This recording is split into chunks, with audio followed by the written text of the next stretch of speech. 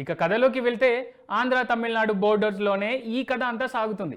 ఈ క్రమంలోనే చిత్తూరులోని ఒక కూరగాయల మార్కెట్లో పనిచేసే రత్నం అలియాస్ విశాల్కు చిన్నప్పుడే అమ్మా నాన్న చనిపోతారు.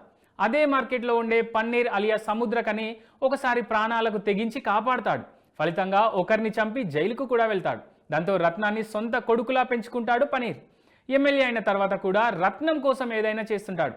అదే సమయంలో నగరి అమ్మాయి మల్లిక అలియాస్ ప్రియా భవానీ శంకర్ ఓసారి నీట్ పరీక్ష రాసేందుకు చిత్తూరుకు వస్తుంది.